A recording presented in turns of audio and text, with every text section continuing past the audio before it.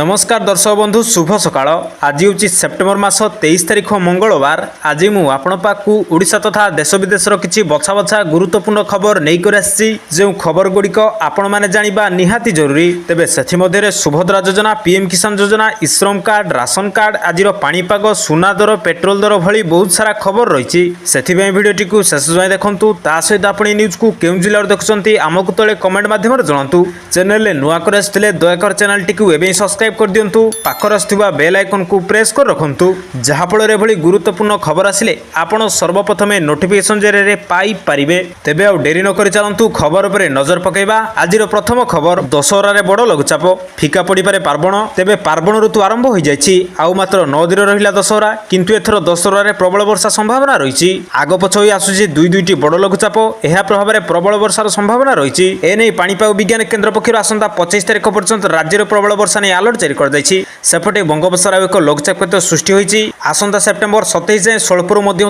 वर्षा संभावना रहिछि। तो चलंतु नजर पकेबा परवर्ती खबर उपरे। दीपावली पूर्व चाषीक पई आसिला खुशी खबर। एही दिन मिलिबो प्रधानमंत्री किसान सम्मान निधि योजना रे 21तम किस्ती। तेबे प्रधानमंत्री किसान सम्मान निधि योजना अधीन रे देशर लक्ष लक्ष चाषी सेमानकर 21तम किस्ती को अपेक्षा करिसंती। खुशी खबर होछि जे सेमानकर अपेक्षा खूब शीघ्र शेष होबाकू जाउछि। सरकार दीपावली एवं नवरात्रि मध्य प्रत्येक चाषी अकाउंट को सीधासलख 2000 ट्रांसफर करि पारंती। एही योजना अधीन रे प्रति वर्ष 3टी किस्ती रे मोट 6000 सीधासलख चाषी बैंक अकाउंट को पठा जाए। ए पर्यंत चाषी माने 20टी किस्ती पाई सारिसंती। प्रत्येक किस्ती रे चाषी मानकु 2000 टंका मिले। किंतु सबठारु गुरुत्वपूर्ण कथा होछि किछि चाषी पई 21तम किस्ती ए पर्यंत विलंब होई पारे। एहार मुख्य कारण होछि अनेक चाषी ए पर्यंत सेमानकर ई-केवाईसी पूर्ण करनाहांती। जदि आपण ई-केवाईसी संपूर्ण करनाहांती किबा आपनक आधार आपनक बैंक अकाउंट सहित लिंक होई नै, तेबे आपनक किस्ती विलंब होई पारे। तो चलंतु नजर पकेबा परवर्ती खबर उपरे। चिटफंड क्षतिपूरण नुआ सरकार देलानी 49 कोटी टंका। तेबे चिटफंड क्षतिग्रस्तकारी को सरकार फेरस्त कलानी 49 कोटी 67 लाख टंका। बीजेडी विधायक गौतम बुद्ध दासଙ୍କ लिखित प्रश्न उत्तर रखिले मुख्यमंत्री मोहन चरण माझी। मुख्यमंत्री सूचना मुताबक गत 14 मास मध्य चिटफंड क्षतिग्रस्तकारी को 49 कोटी 67 लाख टंका फेरस्त कर जाइछि। एथिरे अनेक कंपनी द्वारा क्षतिग्रस्तकारी को टंका दैछन्ती सरकार। मोट 1,33,755 जन क्षतिग्रस्त जमाकारी को